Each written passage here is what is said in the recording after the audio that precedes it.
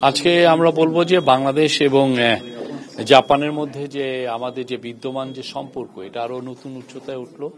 আপনারা জানেন যে জাপান আমাদেরকে প্রথম থেকে এই যে অভূতপূর্ব যে একটা গণ অভ্যুত্থান হয়েছে, তারপরে জাপান আমাদের পাশে দাঁড়িয়েছে।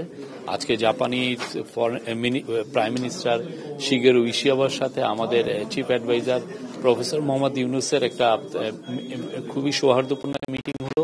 $418 মিলিয়ন হচ্ছে বাজেটারি সাপোর্ট, এটা ওরা বলছে হলো ডেভেলপমেন্ট পলিসি লোন ওরা দিচ্ছে। আর হচ্ছে ঈশ্বরদী, জয়দেবপুর টু ঈশ্বরদী, এটা খুবই আমাদের ইম্পর্টেন্ট একটা রেলওয়ে লাইন। আরো ওরা স্টুডেন্ট স্কলারশিপ এর জন্য আরো $4.2 মিলিয়ন। আমরা ওদের কাছ থেকে পাচ্ছি হচ্ছে 1.063, মানে $1 বিলিয়ন একটু বেশি আমরা ওদের কাছে পাচ্ছি। তাহলে আমাদের আসলে এখন যে ইকোনমিক যে আমরা যে রিকভারির মধ্যে আছি, সেই রিকভারিতে এটা হেল্প করবে আমাদের। RICL TMX, যুগের পর যুগ স্থাপনা থাকে মজবুত। আর অন্যান্য অনেক বিষয় নিয়ে আলাপ হয়েছে। জাপান বাংলাদেশের সাথে তার বন্ধুত্ব আবার জানিয়েছে, সে তার সাথে আরো আমাদের সাথে নিবিড় বন্ধুত্ব করতে চায়। বাংলাদেশের আজকে মিটিং এ 30 মিনিটের বেশি মিটিং এ বাংলাদেশকে 5টা নেভিকে 5টা পেট্রোল বোট দিচ্ছে।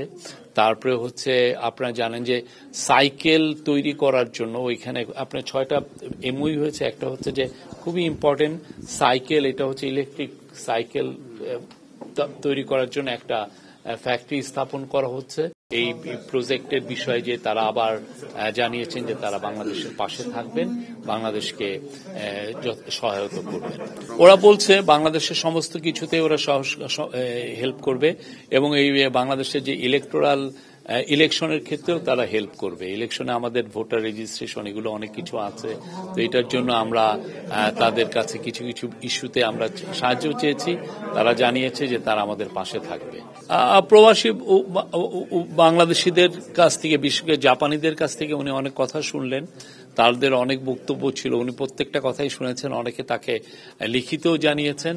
তো আমরা প্রবাসীদেরকে, আপনারা শুনেছেন উনি কি বলেছেন। তো আমরা মনে করছি যে প্রবাসীরা they will play big role, because আমরা বাংলাদেশ থেকে 1 লক্ষ বাংলাদেশিকে জাপানে রিক্রুটমেন্ট, মানে জাপানের আমরা জব অপরচুনিটি তৈরি করার চেষ্টা করছি। তো সেই জায়গায় প্রবাসীদের একটা বড় রোল আছে যে তারা এখানে ব্রিজ বিল্ডার, ব্রিজিং হিসাবে কাজ করবে। তারা আসলে জিনিসটাকে আরো বেশি এক্সপেডাইট করার জন্য যথেষ্ট হেল্প করার সুযোগ আছে এবং অলরেডি আজকে তারা বলেওছে যে এটা নিয়ে কাজ করবে। তারা আরো কিছু কিছু বিষয় বলেছে, তা আমাদের চিফ অ্যাডভাইজার সবগুলোই শুনেছেন।